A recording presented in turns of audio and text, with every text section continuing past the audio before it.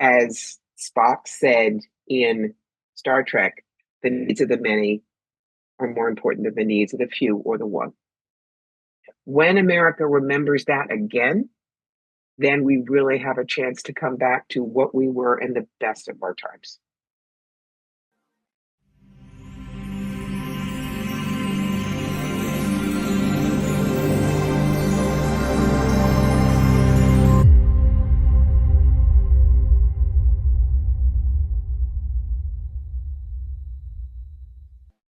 I'd like to welcome to the Journeying Soul, Corbie Mitleid. So welcome. Thank you. I wanted to start by asking you about your name, Corbie. Very cool name. Thank you. It's not my legal name, which I keep very private and which has no wiki woo value whatsoever. It's kind of like Elton John changed his from Reginald Dwight. So Yes. Corbie is Gaelic for raven. They're my baby birds. So And cool. Mitleid is German for compassion. It reminds me why I do the work I do. That is super. A lot of it is also, the hair. The hair is black. You got it going on, sister. And demand. So I wanted to start by talking to you about 1994, which was a pivotal year for you. But I also wanted to say, you mentioned that back in 1973, in the 70s, you were working at Spencer Gifts, which Yes, right it was away, still around. well, right away, I thought that was so cool because in the 70s, I was still, I was not even a tween yet. I was in my, like grade school. But I remember those walks through the mall and seeing like the black light and the fluorescent posters coming out of there and begging to go in there. Once in a while, my mother would let me go in there. Yes. But Yes. you would have been, not maybe in our branch, but you would have been in Spencer Gifts. So Yes. hats off for being in like the 70s were so cool. And you were in the right I place at the know. right time. The later generations hate for us to do the boomerism, which we hate the coolest thing and that and the other. But it was, in a sense, the sweet spot for growing up in America. Um, no guns in school, not as much violence. Uh, climate change was just a glimmer on the horizon. We had hope. Today, it's much, much tougher to grow up. Yeah. It's really hard. Yeah. I'm Gen X. And I know millennials, Gen Z, they don't want to hear it, but I feel like my generation in some ways was the last free generation in terms of growing Mhm. up without the guns, going outside to play, Yes. staying outside, all that stuff. So yeah, Mhm. we too, boomers and Gen X kind of shared a wonderful spot to be here Yes. growing up. But I will remind people that we speak only of America. There are other places in the world where the freedom of the 60s and 70s is all still there. But America is going through its own valley of shadows. Maybe we should talk about that first. Do you have a take on that? Um, things are born, they grow, and they die. America, I think the major problem with America started 40 years ago when the Republicans realized that they would never hold office until they had a long form view. They have done their best to destroy the American education system. They have done their best to sow division. There's a very interesting cartoon. It shows a donkey, a Democratic donkey with a sign, and a Republican elephant with a sign. And the donkey says, "Let's find them and help them." And the elephant says, "Let's blame them and punish them." Mm. And that is how those two things work. Now, pendulums swing. I do believe that we have the chance to swing the pendulum back toward freedom, critical thinking, love, trusting your neighbor. But it's going to take a lot to do it. And to be honest, I don't think I'll be alive to see the results. Not that I'm going to be killed next week in a grocery store, but the number of guns, the delight in hatred. And why does this happen? It's actually not just, the Republicans are all bad, but in our country, the difference between the wealthy CEOs and the workers is like it's larger than anywhere else that it is in the world. And when it's that case, people feel powerless. When they feel powerless, they hate. They will lash out like a dog cornered. And why do other countries not have part of our problems? It's because they are more realistic on fairness in terms of who makes what. And they realize that it's not just I'm all for me, but as Spock said in Star Trek, the needs of the many are more important than the needs of the few or the one. When America remembers that again, then we really have a chance to come back to what we were in the best of our times. Yeah. Of which, again, you and I in our childhood were somewhat privy. That Mm-hmm. post World War II era was pretty sweet. So, Yes. and it's interesting. You do mention the two things. There was a film that I made. I'm gonna say like 20 years ago, and it was a women in politics film. But in doing the research for it, I was looking into reports from the UN, and I came across the UN guns, the small arms survey. They call it a small arms survey. Mm-hmm. And it just counts Mm-hmm. like all the weapons that are not military. So, I mean, it can be like the AR 15s all the way down to handguns.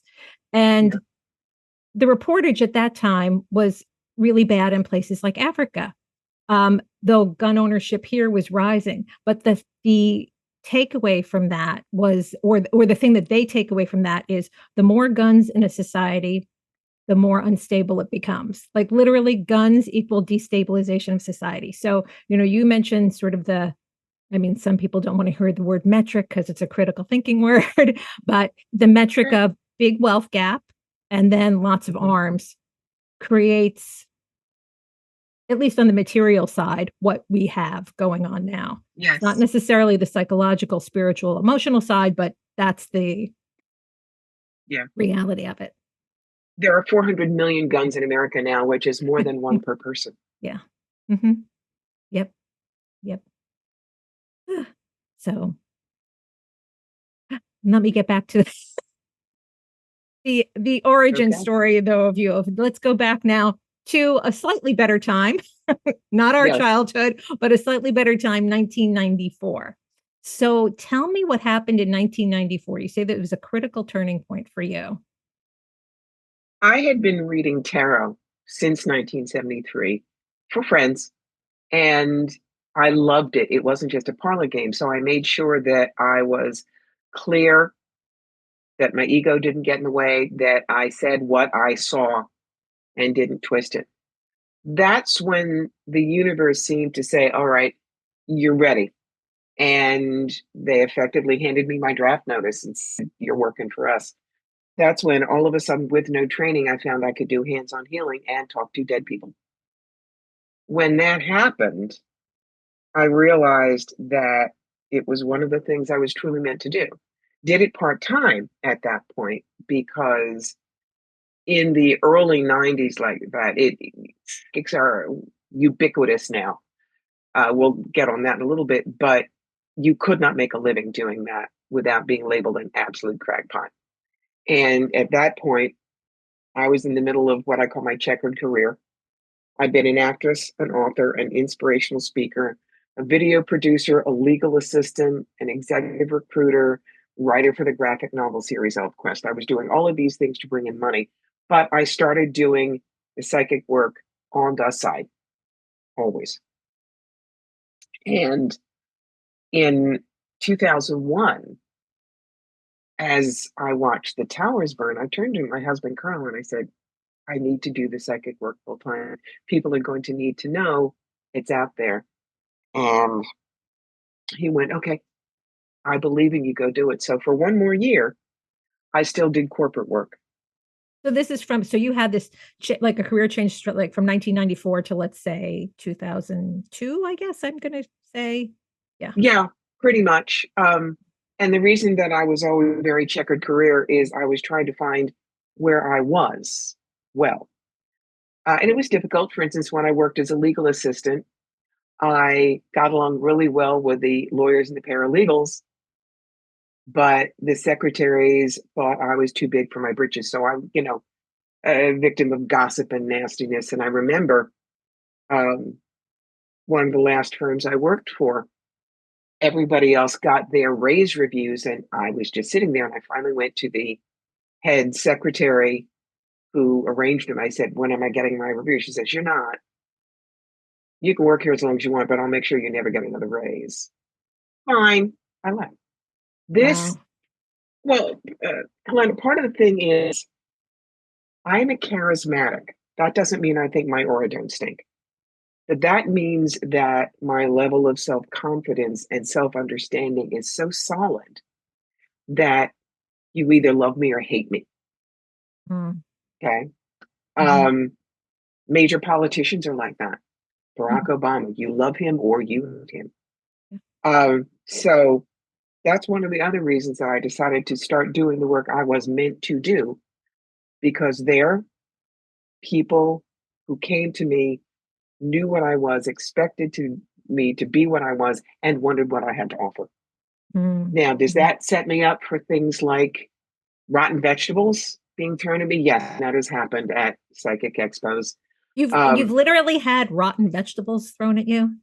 Oh, hmm boy. hmm And even I don't understand. this, Corby, I just, that's the part of human and nature I don't understand. It's like you go to a fair, people are mhm. going to be there. Why are you even bringing vegetables to throw at people Oh, to? but it's out. No, it's outside. Oh, It is okay. outside. Um, a friend did a tiny little fair here recently, and there were two women outside. Do not be deceived. Mediums consult with familiar spirits, demonic imitators. Trust that the only true word is Jesus. Mm-hmm. When a religion says we're the only ones that have the right words and the rest of you are damned, that just feeds into the us versus them. That's why the Christian nationalists in America right now are so very dangerous.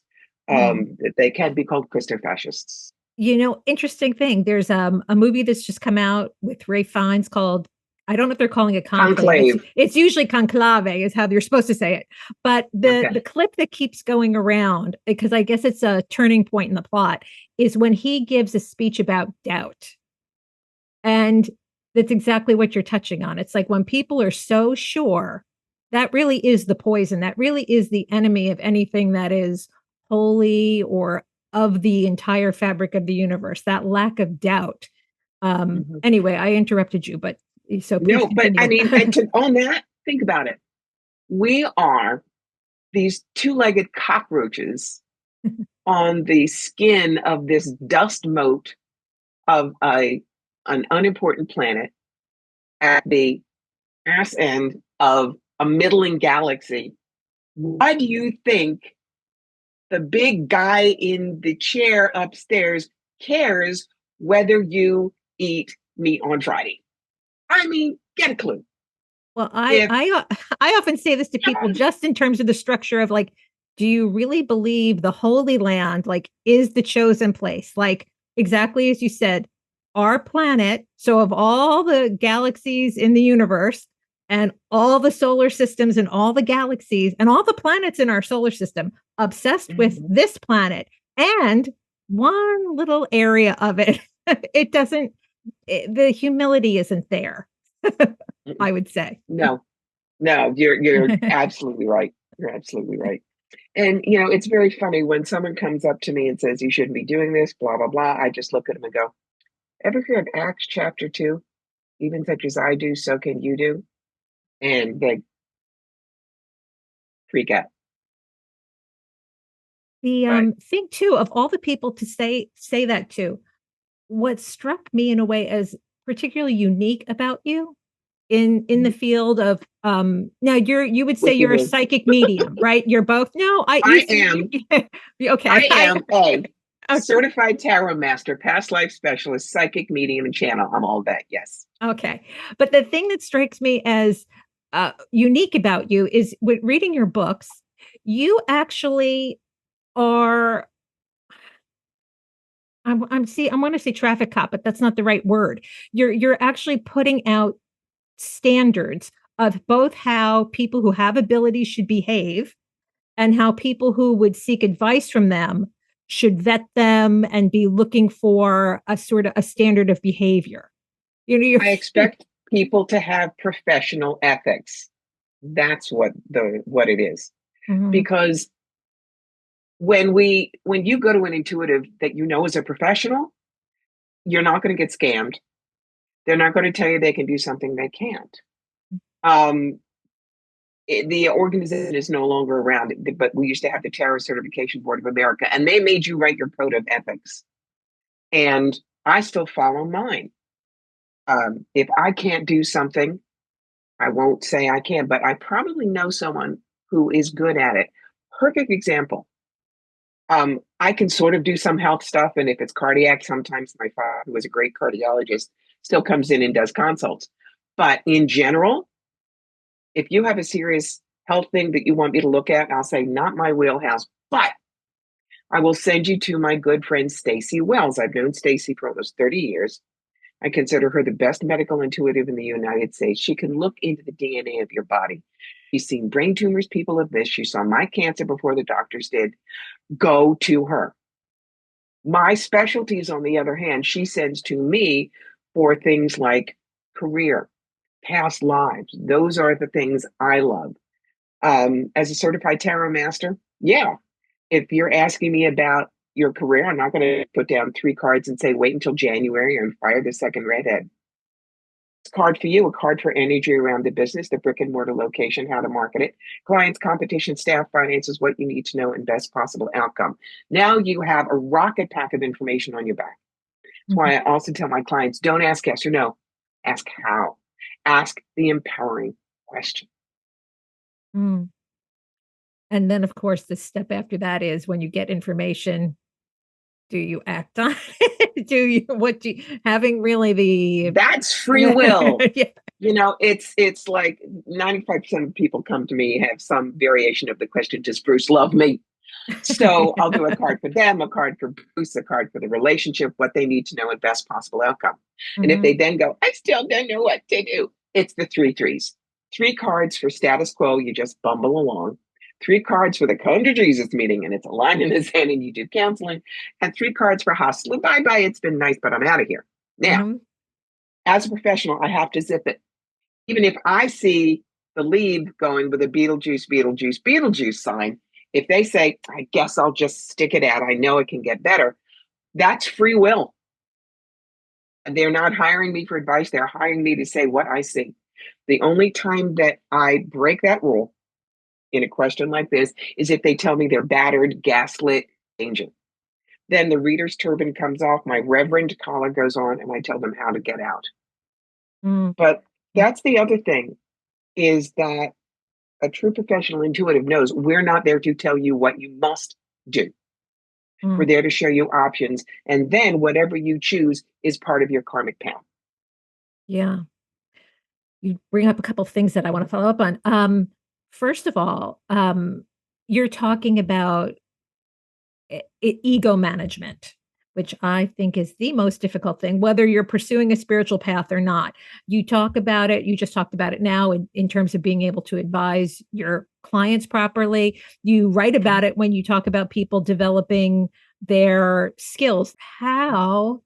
Managing ego is so difficult. How do you manage ego? A lot of it is the past life work, you know, and this will roll back a little bit to the whole Christian thing. When someone comes up to me and says, the Bible says we only live once, I'll go, you know what? You're right too. And look at me. And the way I explain soul and incarnations to them is let's look at the actor Matt Smith. Matt was the 11th doctor on Doctor Who. He was my doctor. But when he hung up the face and the bow tie, for 2 years, he was Prince Philip on the first two seasons of The Crown. And when he was done with that and he hung up the military uniform, now he's some whack job on House of the Dragon. Now, the Doctor, the Prince, and the whack job are all like incarnations. They don't know each other, they behave very differently, but they're all brought to life by the actor, Matt Smith. Matt is like our soul. Each of those parts he played is like our incarnation. So I know that I am just, it's very hard to deal with this at first, but you get used to it. I'm a construct. So are you. Helena, Corbie, one and done. We will never be down here again in form. So it's a matter of, no, I am not someone who thinks her aura don't stink. Because this time I'm a psychic. Next time I probably won't be. This time I'm female. Next time I'll probably be male. So I am a tool of the soul to come down here and learn as much as I can and bring it back. It doesn't mean quite that we snuff out when the body dies. Think of it this way. There were so many things that were important to you in second grade. Rock stars you loved, things on TV, etc. And if you go back and try to remember and feel that importance now, it's just not there. Yeah. That I will be the soul, which animates us, will remember what I did as Corbie. And some of it will be treasured and some of it really won't matter anymore. So it doesn't mean that we don't exist, but we are like energies of that 2-year-old, second grade, high school, early marriage.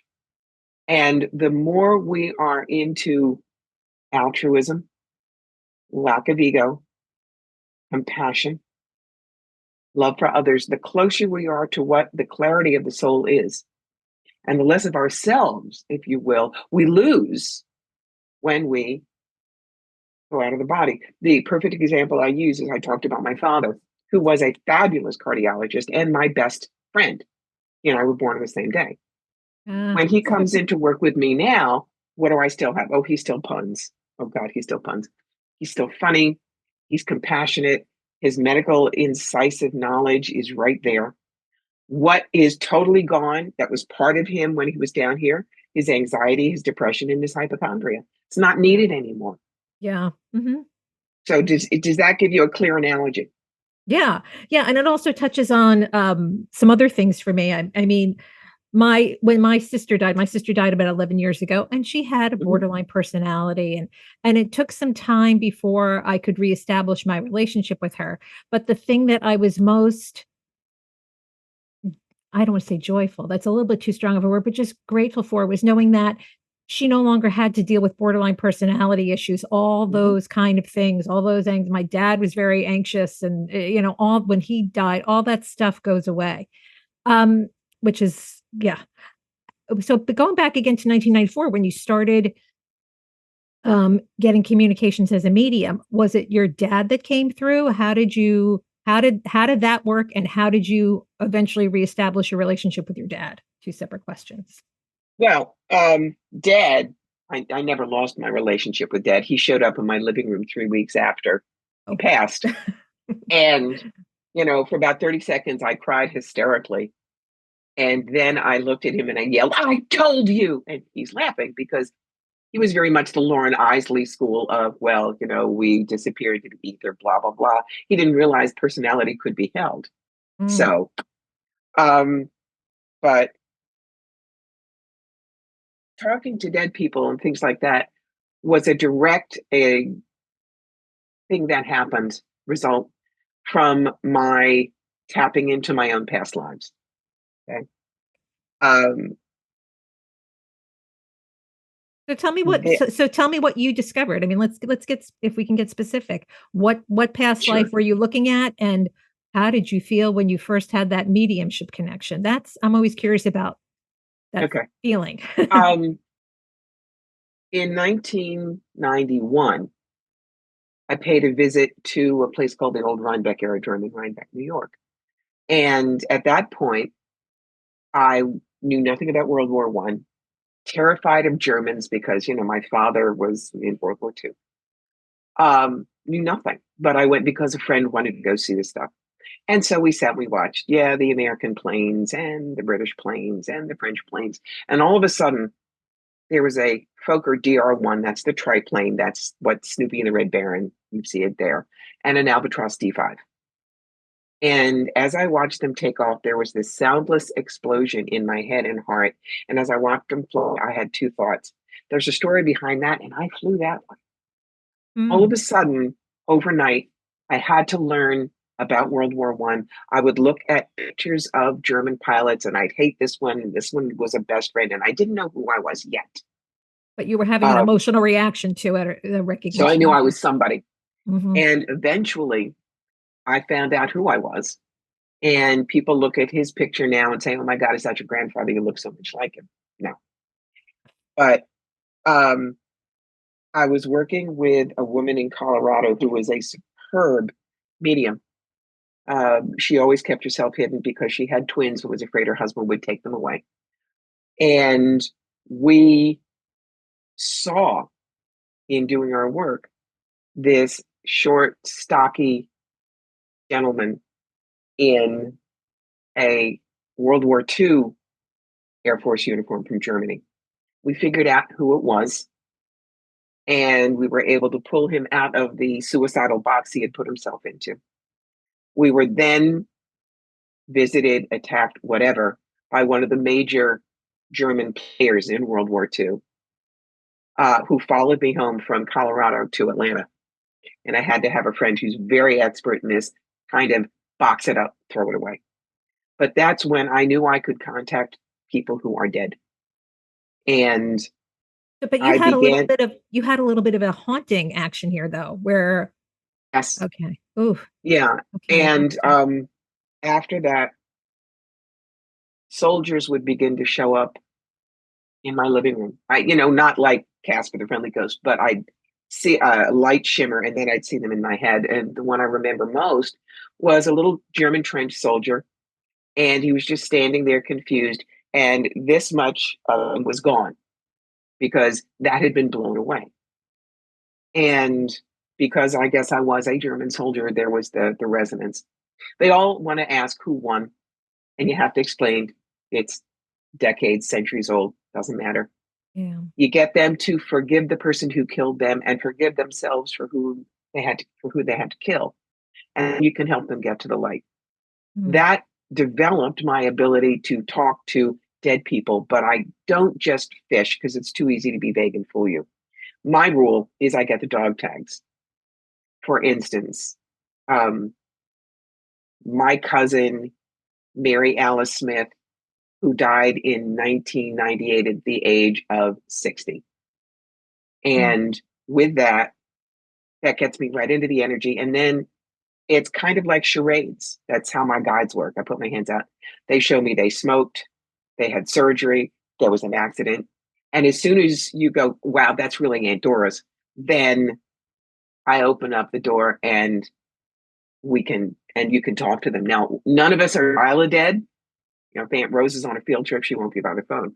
But there are certain reasons why I will not do that in a mediumship circle. Now, I can tell you there was a biracial same gender couple. The black partner had died, and her white widow wanted to speak to her. Now, see this face? Nice kid from Cherry Hill, New Jersey, had manners. But as soon as I got her partner, what came rolling out of her mouth in flawless urban ebonics was not what I would use on this program. And I was like, and the woman in front of me started laughing and nodding because that is how her partner, Isabel, would have walked in the house after every business meeting. That's not, it's a rose and it's your grandmother and it loves you, you know.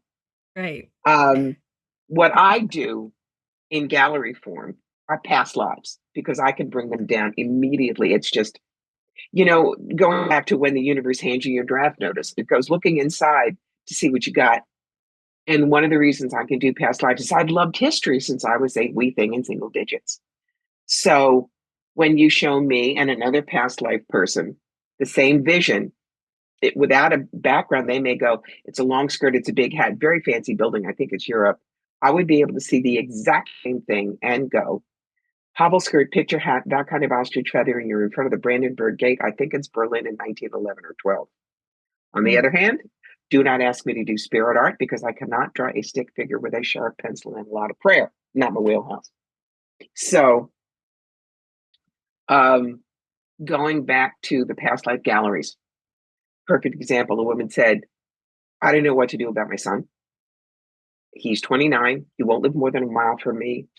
He won't make any major decisions without asking me. This is not normal. Took me about 5 seconds. And I said, okay, 1944, Utah Beach. This is D-Day. Your son's a soldier. He's down on the beach. He's bleeding out, shrapnel in his leg. You're his commanding officer. You scramble over the dude. You drag him to safety. You take some shrapnel too, and you both live. I opened my eyes and she says very quietly, can you see my rank? I said, yes, you were a sergeant. She goes, he's called me Sarge since he was 3 years old, and we have never known where that came from. Yeah. Those kind of things really Um, confirm information yes, for people. yes. And second example, woman said, why am I so enamored of home front World War II, USO, the whole thing? And I was able to tell her about her life as an Italian mom with 4 sons. Everybody went into a branch of the service. The son who was killed uh, bombing raids over Germany, she said, we will not wear black because it was an honorable death. We will wear sky blue because he fought and he's in heaven. And so all of the women in the family wore sky blue for mourning. Now, mind you, this is first night Saratoga. Everyone is in their coats, zipped up. It's cold. And the woman stands up, turns her back to me, and unzips her coat, and the audience gasps. She turns around. She's in a sky blue sweater. She says, this has always been my favorite color. Yeah. See, those are not painful, private memories. These are wonderful gifts. But I do tell people, in fact, I just posted something on my Instagram a few days ago. No, just because you can't wear a turtleneck doesn't mean you're Anne Boleyn, please. Don't come to me and just say, oh, I don't know, tell me something. Because I could give you an absolutely brilliant past life that I know is accurate, but you go, yeah, well, doesn't make any sense to me. But if you give me an obsession, a phobia, a person, or a place, like the two women did, I can pull the past life for you that has meaning. And that I love to do in a gallery aspect because I don't know anyone else that does. And people are absolutely fascinated by the historical correlation. Mm. How did you get the confidence to do things in a gallery aspect, or even just the confidence, I think, well, I guess you're sure of your guides, and once you've made those connections, you know And what you're doing, but yes. theater major at Brown University, and I was a professional actress in New York. I love audiences, baby. In fact, one of the things that I realized when I was acting in New York is I didn't want to spout other people's lines. I wanted to talk about what I thought, what I saw, which is what got me out of acting and into lecturing on stage. Mhm. Circling back for a second, you bring up something when you were talking about the soldiers that, I mean, that brought you in a way into your mediumship. Mediumship. Yeah, I did an interview, I think it posted on Monday, with somebody who's also became a medium. His energy is a bit darker than yours, I would say, kind of a darker take on things, but he had a similar thing where he grew up near a cemetery where I think it was Hessian soldiers, if I'm remembering the interview, lots of Mhm. spiritual activity there. And it does Yeah. seem that people are, in addition to the fact that we know that war is so horrific, just physically from what we can see, the aftermath seems to be awful in terms of you're talking about spirits who are caught up in things because that part of their lives was so traumatic and their exit was so traumatic. If people Not only all, knew. No, yes. not all are like that, but some, yes. Um, I remember in 1992, that was when things were just beginning to break open, but I had no training. I didn't know how to blocking, nothing. I went to the Western Front and I went to stay in Verdun. Verdun was one of the bloodiest battles in World War One. hundreds and hundreds of thousands of dead. And I stayed in an older castle, B&B, or an older house. And I saw light in the room all night, and I heard constant whispers. Why? Because I didn't know how to block. And all of these discarnates, which is what I call them. It's like, oh, look, there's a new telephone party line. They want to get their messages out. That's where that comes from. That's one of the reasons I tell anybody who wants to come play in the Wiki-Woo land, ground centering, you've got to know how to do that. Yeah. It's the same reason I warn people, do not use Ouija boards. Jesus. Ouija boards, when you don't know how to ground center and shield, it's like throwing open your door in a strange neighborhood and yelling free beer. You do not know who's out there, but they heard you when they're coming. Yeah. Yeah. That that is very important, is knowing how to control your doorway, I Yes. suppose. Yes. What would you say is the best process for people who want to develop their skills, let's say as a medium? That's something I'm interested in. Let's say as a medium. Can people start where they have no prior experience, or do they need to have something where the door's been kicked open a little bit? What's your No, we're all wired like the same house plan. You just have to make sure that your circuit breaker is off and the power flows. And the way I started with what I do is this book right here, Opening to Yes. Channel Mm-hmm. by Sanaya Roman and Dwayne Packer.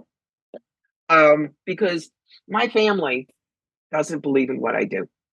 One member does. That's my beloved Still, nephew. wait, still after all the years of, have they ever come to any of your gallery Oh, experiences? No? absolutely not. Absolutely not. One of them is so against it. They just tell people I'm a motivational speaker. I never speak about my business with them Mm, because they just ignore that I even said anything and they go on. eh, Dad believed me. Absolutely. yeah. So does my nephew.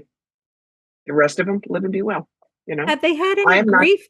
Because I find that when people have big losses and they have grief and they're wanting to know if their loved one is okay, sometimes that can open that door a little bit. No. That's, I think, one of the reasons why certain members of my family hate what I do because I can talk to my father and they can't. They believe they can't. Mm,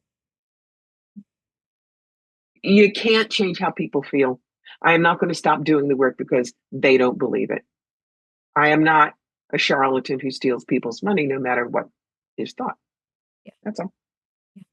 Anyway, back to In opening our to. biz, somebody is always going to say fake. And you just say, thank you for sharing. You may think that if you wish, and you go do your work. Yeah, I mean, absolutely. That is, as you said, everybody has free will, though I'm not sure if I believe that, but from the sense of you can choose your paradigm. If you want to be a fascia Christian, okay, or a Christian fascist. If you want to be more open to spirit and have humility about your place in the universe, you can do that too. So Mm-hmm. back to opening to channel. So Yeah. I heard you in prepping. I did see that you mentioned that in another interview, and I Mm-hmm. got the book, and I think I'm early in. I think I'm only a third of the way through. But Mm-hmm. why do you love this book so much? What does It's it so do? chewy.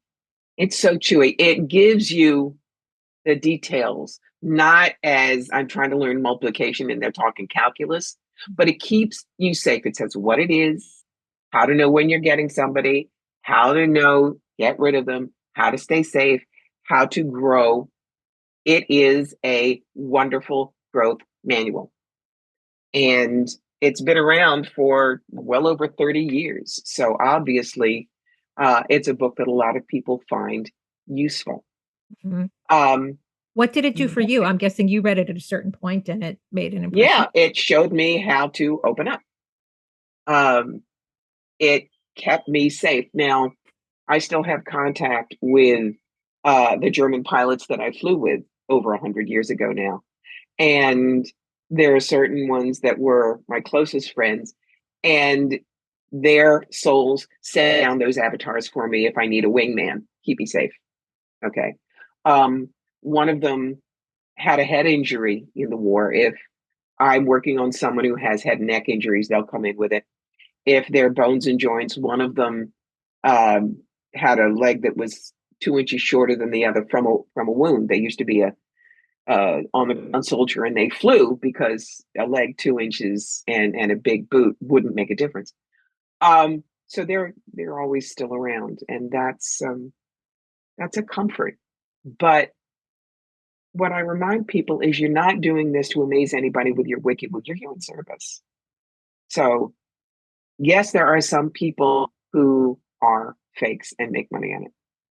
Um, you know, I talk about drive-by psychic shootings.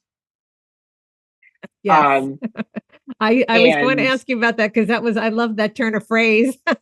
yep, yep. That's, you're filling up a cantaloupe in Wegmans, and all of a sudden, like the Long Island medium comes up to you and says, "Excuse me, your Aunt Doris says you have a bald tire in the back and you're going to die in a week if you don't get it fixed. Just telling you." And she walks away. No, that is not how it happens, my darlings.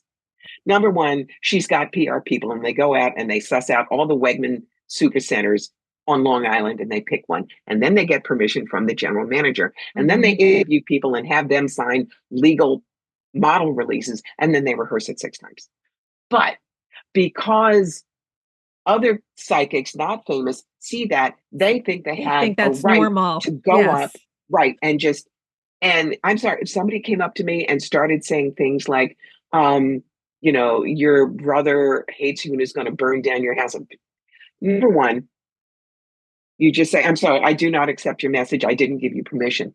And if they keep pushing, it's like anybody who's harassing you, you find the manager and have them kicked out. Yeah. Why? You don't know them. You don't trust them. You don't know their level of skill, and you Mhm. didn't ask for that reading. Yeah. So that's one of the things that I teach my rookies is Mhm. you don't do that. But it's the same thing that happens even at psychic fairs. Look, I'm an A-lister. If it's an 11-hour fair, I'm going to be reading for 10 of it and bent over the table and working with a client. At the end of the day, I have a neck ache and a headache. But I guarantee you, if I'm doing this, some rookie little dancing raccoon comes over and says, "Hi, I do Reiki. I'll fix it." And they come at you with your hands like this. I say, "No, thank you." "Really, I can't." "I prefer you didn't." "Let me back off." And then they go, "You're not very love and light, are you?" Well, you didn't listen. Again, boundaries, ethics, morals. If Yes. someone says they don't want it, you don't get to trump them with your ego. If you're Yeah. in service, no is no. Yeah. It's very I mean, Corbie, just in life, it's very important who you allow to, some people say speak over you, it's people who tell you even just like you're ugly, you're untalented, you're this, or people who boost you up. It's like, what do you let in? Who do you let Mhm, create your reality for you to that mhm, extent? And especially when we get into this realm where yeah. there's something about when people have get spiritual messages, as you know, it really can get in there. If somebody's just detecting your sadness, your Mhm. insecurity, your grief, and yeah, you've got to not let the wrong people mess with that. That's why I tell people, ask how, don't ask a yes or no. Because if you go to Madame Hoo Ha, the gypsy with the neon hand, and you say, "Is my business going to be successful?" She goes, "Oh no, you have a family curse. How many in your family? Four, your dog." Yeah, And all of a sudden, you're paying $6,000 for a blessed candle, and it does nothing. yeah, yeah, Mm, absolutely. don't get me started. Ah, well, as I said, Corby, that to me is something that I think is unique about you. Your concern. I've seen this happen in the astrology world where, they've started to have conferences and they've started to create, Mhm, um, mechanisms to teach the lay people about the history of it, where it comes mhm, from.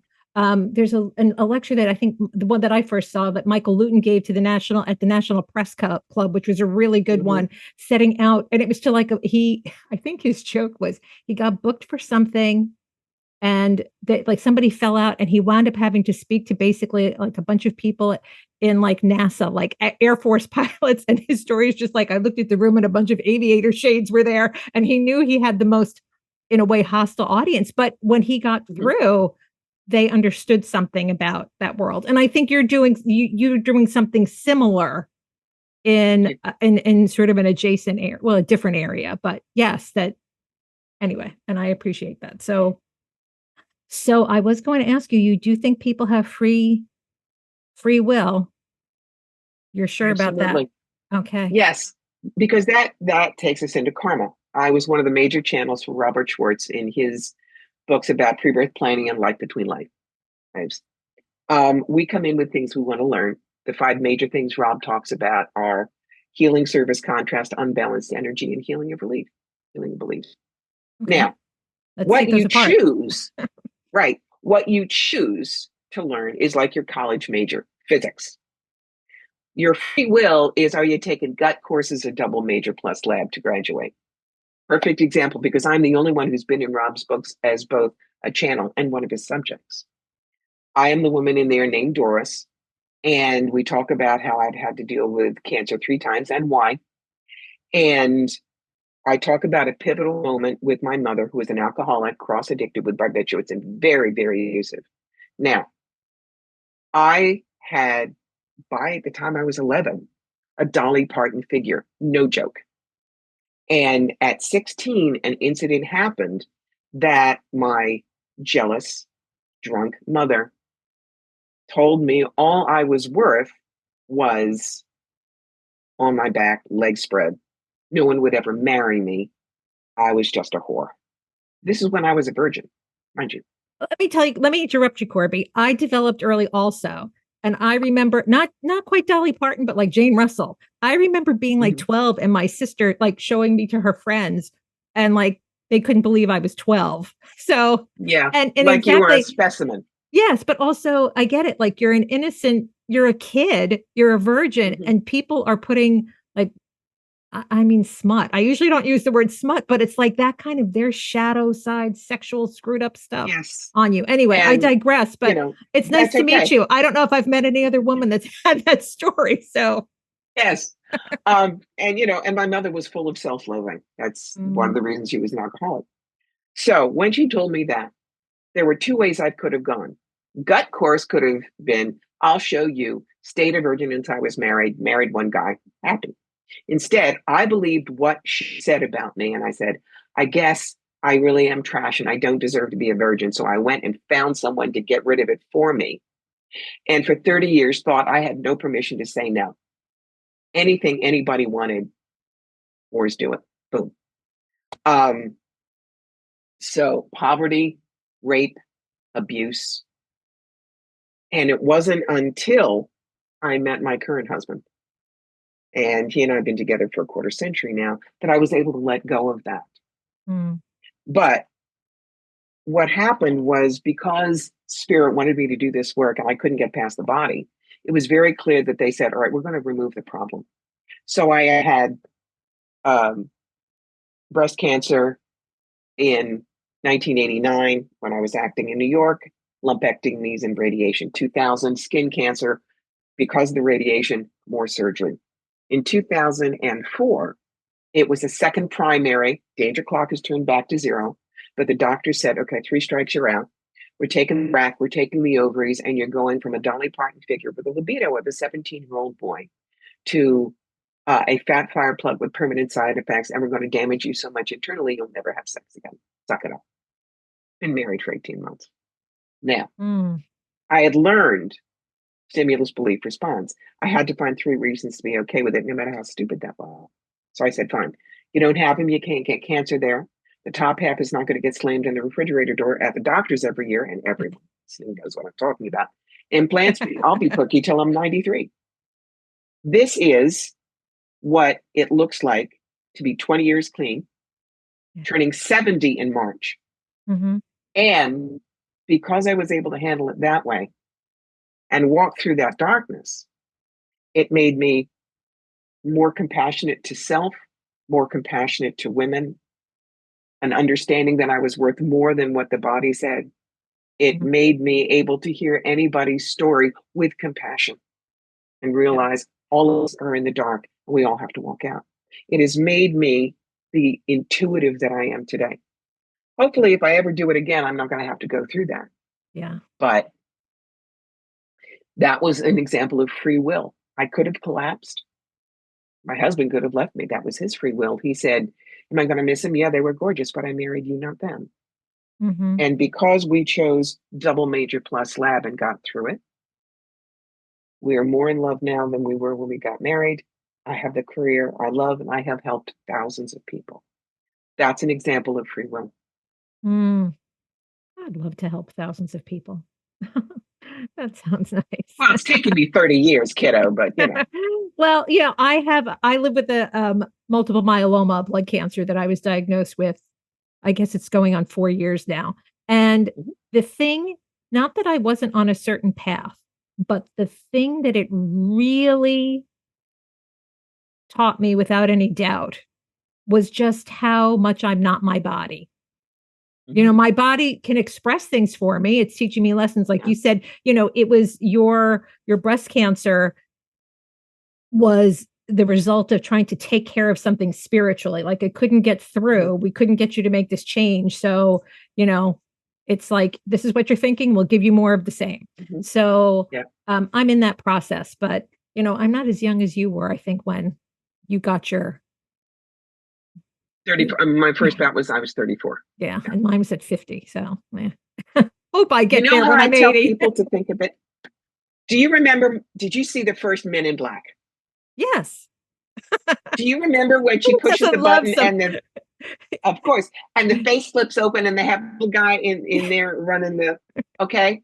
That's our soul Yeah. running the, that's how you think of it. We're the little dude with the mechanisms. Yeah, I have to say, that's exactly how I do think of it. I think of, like, the body in a way. It's like it's the canoe, it's the car. Hmm. You're just kind of Yeah. driving around in there, and we are. We can just be the little guy. Yeah. Yeah.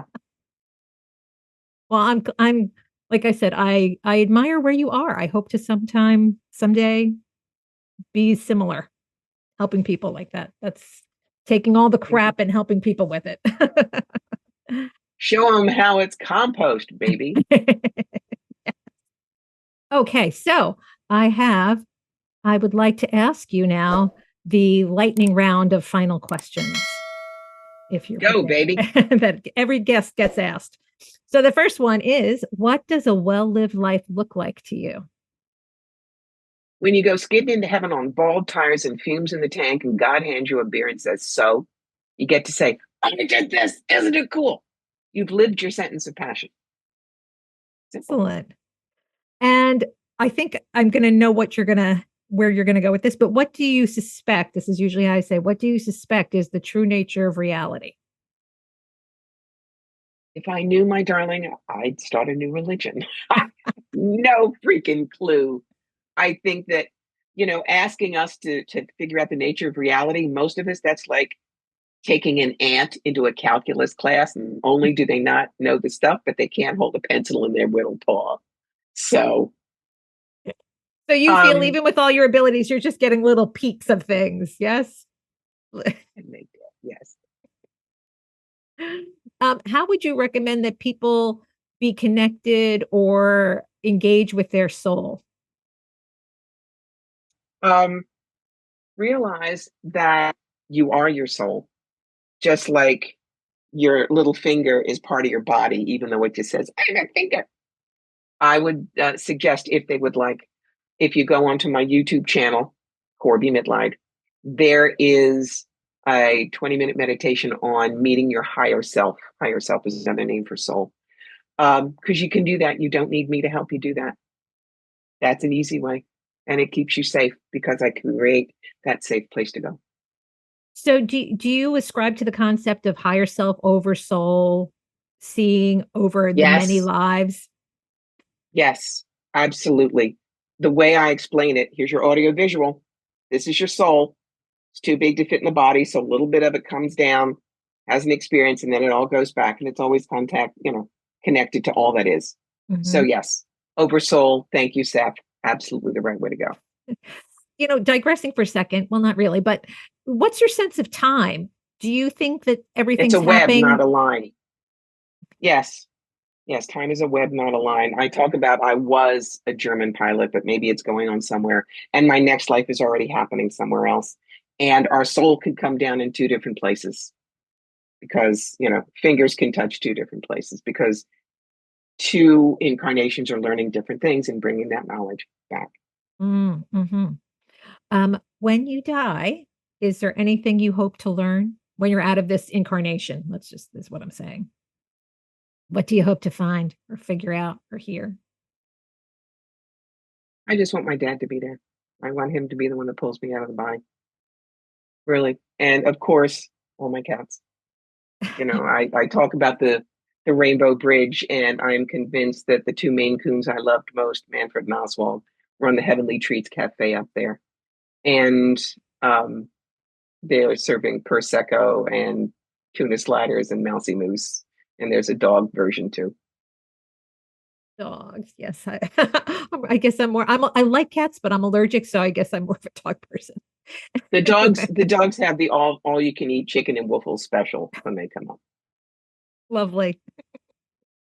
And where can people find you and the work that you do? Oh, they can't avoid me. Are you kidding? Um, CorbieMitleid.com. That's my website. You can find me on Instagram. There is a Corbie Mitleid, but what you really want to go to is the No Bullshit Psychic. That's where all the fun stuff is. You can find me on YouTube with meditations and podcasts and things like that. And if you want to learn with me, I have a small group on Patreon that meets once a month, and that's called Corbie's Nest. Okay, that's good to know. That is definitely good to know. And you are retired from doing the psychic fairs, but you're still doing all the other work you do. Absolutely. Yes. And I'll still do psychic fairs around here, but the old 10-hour drives and loading out, the back at 70 is like not only no, but hell no. So, but remember, Zoom, I read people all over the world. Someone from Rio de Janeiro does not want to come to upstate New York with the sheep and the cows. So you can always find me. It's very nice there though, but but I get why. Finally, do you have any final message for listening, viewing audience today? Yes. 3 questions that are going to change your life. When you're in a difficult situation, ask yourself these things. What am I X about? X is whatever you're feeling about it, scared, angry, depressed. Then ask, why am I X about that? And if you go, I don't know, ask yourself, if you had to guess, that will open things up. And then ask yourself the question nobody ever remembers. What do I think would happen if I stopped being X about that? Give yourself the chance to change. That's called stimulus, belief, response. And that changed my life. That's how I got through 3 bouts of breast cancer, 2 divorces, and the death of my parents. Thank you. Thank you for sharing that personally and on behalf of the audience. Thank you. Thanks for watching. Click to join us on another journey, and don't forget to subscribe.